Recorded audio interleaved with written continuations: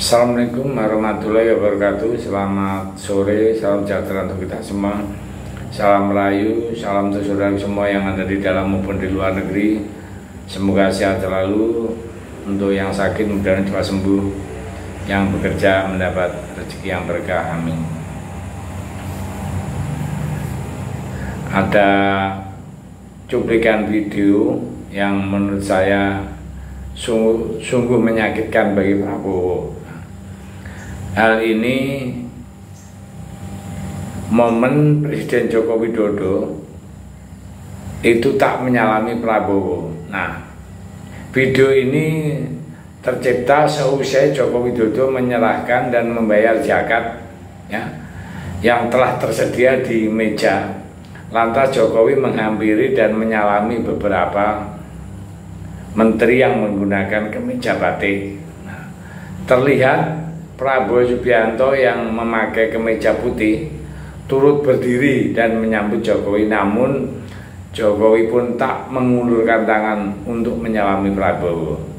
Nah, menanggapi hal tersebut, Prabowo yang sudah berdiri hanya melihat ke kanan dan ke kiri. Kalau bahasa Jawanya tolah toleh. Nah, kasus seperti ini sudah kami duga ya, mengingat antara Jokowi dan Prabowo yang awalnya seperti bersahabat, tetapi di balik itu semua sebenarnya hanyalah pertemanan berdasarkan kepentingan. Sederhananya, Prabowo butuh campur tangan Jokowi sebagai presiden untuk dia bisa menjadi presiden. Sedangkan Jokowi butuh kendaraan melalui Prabowo supaya anaknya Gibran bisa menjadi calon wakil presiden. Nah, logika sederhana sejak awal sudah meragukan bahwa persahabatan yang tampak di publik antara Jokowi dan Prabowo yang terjalinnya seakan-akan mesra. Sebelum pemilu ini sepertinya kayak akrab sekali, sepertinya langgeng, karena ketika Prabowo sudah dilantik menjadi presiden nanti, sudah pasti dia hanya mau didampingi oleh orang-orangnya dia yang sudah dia percaya selama belasan tahun sebagai orang terdekat, atau bahkan para menterinya, dan itu pun bukan orang-orang Jokowi, dalam artian mereka yang terindikasi sebagai orang-orang dekat Jokowi selama ini sudah pasti akan tersingkir. Nah, hal yang sangat lumrah ya di dalam kekuasaan. Kita juga ketika menjadi pemimpin tentu maunya ya ingin orang-orang kepercayaan kita yang ada di samping kita. Toh bukannya orang kepercayaan orang lain ya. Di dalam sebuah diskusi publik, seorang wartawan lama ini mengatakan bahwa dia mendapat info bahwa Jokowi menitipkan 4 nama orang terdekatnya untuk dijadikan menteri ketika nanti Prabowo menjabat sebagai presiden.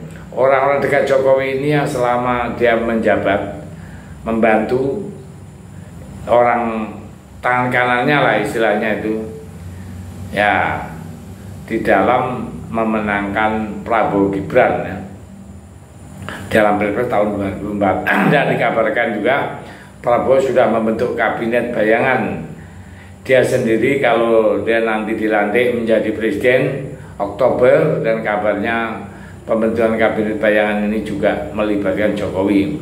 Karena Jokowi punya kepentingan untuk menempatkan orang-orangnya sebagai menteri. Tetapi pandangan saya pribadi, Prabowo mungkin akan mengiyakan saja apa keinginan Jokowi sampai dirinya dilantik nanti. Bahkan mungkin orang-orang Jokowi itu akan diberikan jabatan selama setahun pemerintahan Prabowo, dan sesudah setahun jabatan-jabatan strategi termasuk menteri tentu akan diisi oleh orang-orang kepercayaan Prabowo. Nah, bukan lagi orang-orang kepercayaan Jokowi. Orang-orang Prabowo ini kan adalah orang yang sudah belasan tahun bersama Prabowo ketika dirinya kalah di pemilu tahun 2014, kalah di tahun 2019, dan daftarnya sangat panjang sehingga Prabowo harus mengisi ruang buat mereka dengan menyingkirkan orang-orang Jokowi yang dulu di tahun 2014 dan 2019 membuat Prabowo kalah. Nah, jadi di Pilpres ini Prabowo betul-betul sudah menyiapkan amunisi atau susunan-susunan orang-orangnya. Ya, sementara ya ikut saja sampai dia dilantik, dan sebagai kalau bahasa Jawanya itu kembang lambe ya, kata Jokowi diikuti, tapi ya maksimal 1 tahun nah itu sudah akan diganti semua ya. Dan itu manusiawi sekali, dan bukan lagi hal yang aneh ya saya pikir. Nah, jadi situasi ini tentu merasakan Jokowi ya, yang Oktober nanti tentu sudah tidak menjabat lagi sebagai presiden. Orang-orang dekat atau partai-partai yang dekat dengan Jokowi tentu tidak akan tinggal diam.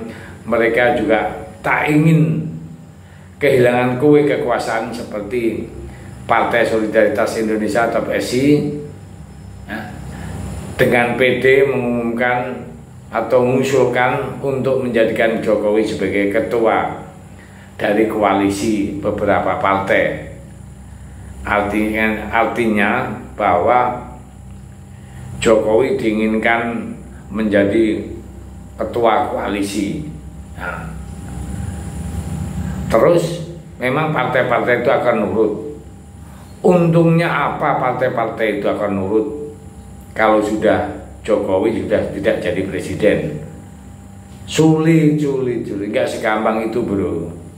Ya, partai itu punya kader-kader yang sudah belasan tahun berjibaku dan berjuang untuk seperti itu. Nah, kalau toh akan nurut, dia akan nurut presiden yang aktif. Ya saat ini kenapa nurut Jokowi? Karena Jokowi adalah presiden yang aktif. Nah, nanti kalau Prabowo yang jadi presidennya, otomatis partai-partai itu akan mengekor dengan presiden yang aktif. Ya seperti itu. Kalau usulan PSI sementara karena presiden masih Jokowi, orang diem semua. Tapi nanti kalau sudah lengser, kosalto lah ke PSI, enggak ada yang dengar ya. Saya pikir itu.